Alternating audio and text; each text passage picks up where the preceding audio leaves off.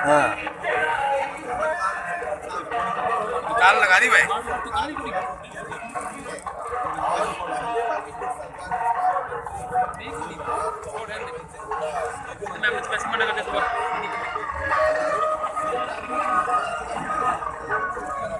वो वाली सरकार यहाँ देखिए नौकरियाँ मिलती है बिना पर्ची और बिना पैसे।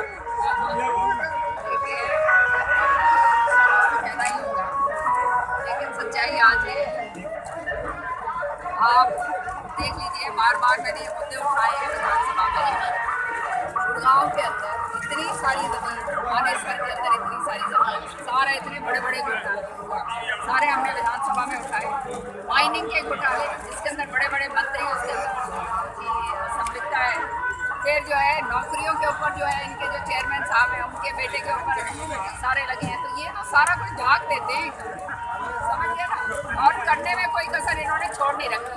सच्चाई ये है और जनता जानती है। आज ये हालात है, बताओ भाई, सारे के सारे कोई भी और दफ्तर में चले जाओ तो भाई पहले से ज्यादा पैसे देने पड़ते नहीं देने पड़ते? बताओ भाई। रिश्वत जो मतलब पहले 100 रुपए थी कह रहे हैं, वो 500 रुपए होगी, मतलब 5 गुना ज्यादा।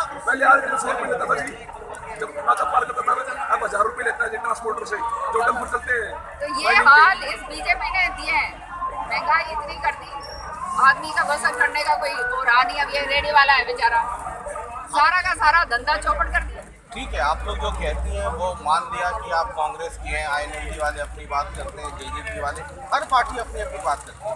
लेकिन जो नगर निगम के चुनाव हुए, जो जीत के बाई इलेक्शन हुए, वही तो रेफरेंडम है। ये चुनाव के पहले 2 इम्पोर्टेंट चुनाव हो चुके हैं जहाँ पे हरियाणा के लोगों ने वोट किया है और आउटराइटली रिजेक्ट कर दिया कांग्रेस ने। आप मतलब नगर निगम चुनाव में अनऑफिशियल कैंडिडेट कांग्रेस के हर जगह उतरे हुए थे।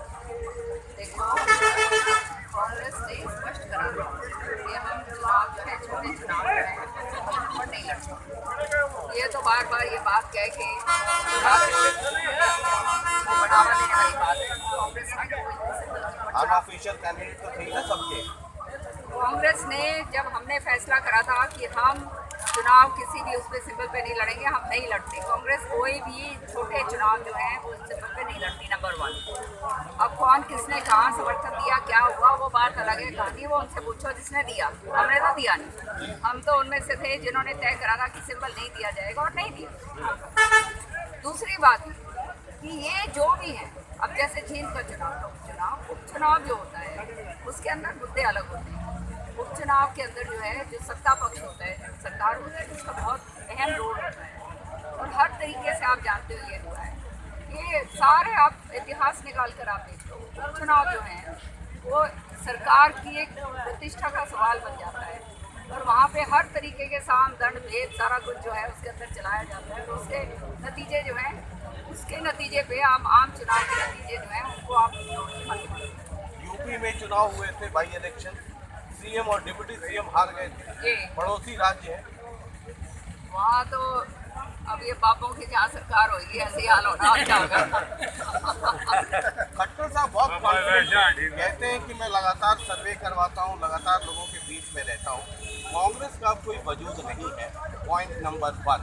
पॉइंट नंबर 2, वो कहते हैं कि कुछ इलेक्शन पहले हो गए, अभी हो रहे हैं, फिर बाद में होंगे। आप सबने नतीजे देख लीजिएगा, कांग्रेस डिवाइडेड हाउस है और उस पर मेहनत ज़्यादा करने की ज़रूरत नहीं है। सबसे ज़्यादा डिवाइडेड हाउस अगर आज है को किसी का, तो वो बीजेपी का डिवाइडेड हाउस है। जो खट्टर साहब बेचारे चाहते हैं वो उनका हो नहीं सकता। जिनको वो टिकट दिलवाना चाहते हैं उनको टिकट नहीं मिलती। उनके जो दूसरे खेमे के जो लोग हैं वो टिकट लेकर आ जाते हैं। तो खट्टर साहब ये बात कहते हैं तो मुझे तो समझ आती नहीं है। सच्चाई ये है, हवा के अंदर रहने से असलियत का नहीं पता चलता। आईएनएलडी से एक अलग पार्टी हो गई जेजेपी। अभी सोनीपत में भूपेंद्र सिंह हुड्डा जो आपकी पार्टी के सुरमा है, एक बड़े सुरमा हैं, चौधरी हैं, वो चुनाव लड़ रहे हैं। और उनके खिलाफ जेजेपी ने एक दिग्विजय चौटाला को उतार दिया। भूपेंद्र सिंह हुड्डा ने कहा कि जमानत भी नहीं बचेगी। दिग्विजय चौटाला ने कहा कि बहुत दूर क्यों, जिंद बाई इलेक्शन देख लीजिए, सब के सब मैदान में थे और स्थिति क्या हो गई, ये कांग्रेस नंबर 3, नंबर 4, नंबर 5 पे चली जाएगी।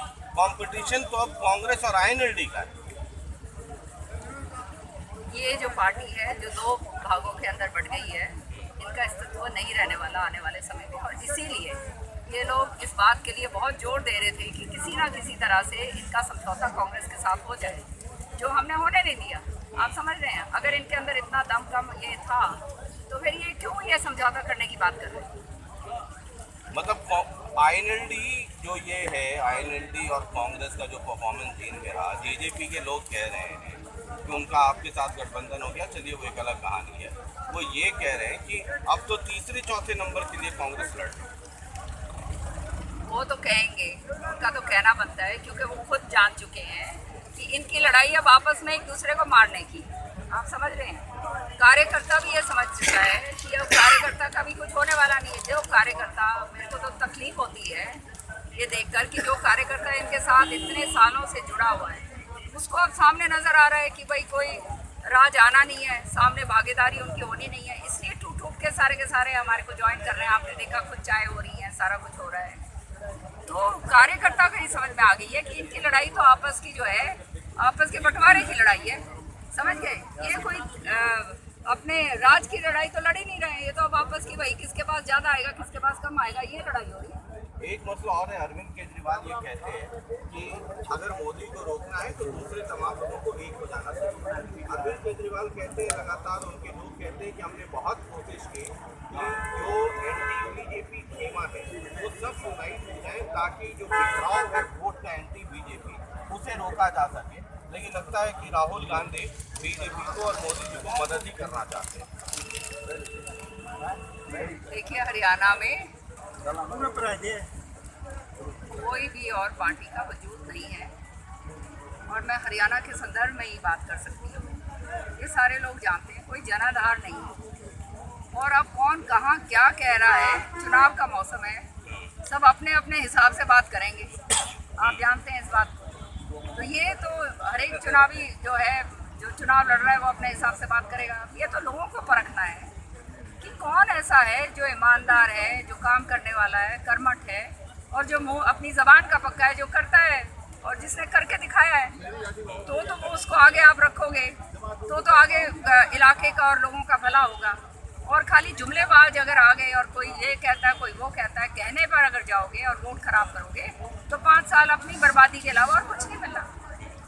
अब ये लोकसभा चुनाव है ना, हालांकि ये सवाल मुझे करना नहीं चाहिए क्योंकि इसका जवाब क्या होगा सबको पता है। कितना आप मानती हैं किससे कंपटीशन है आपका हरियाणा में, और 10 में से कितनी सीटें? मतलब ये मत कह दीजिएगा कि 10 की 10 हमारी ही है।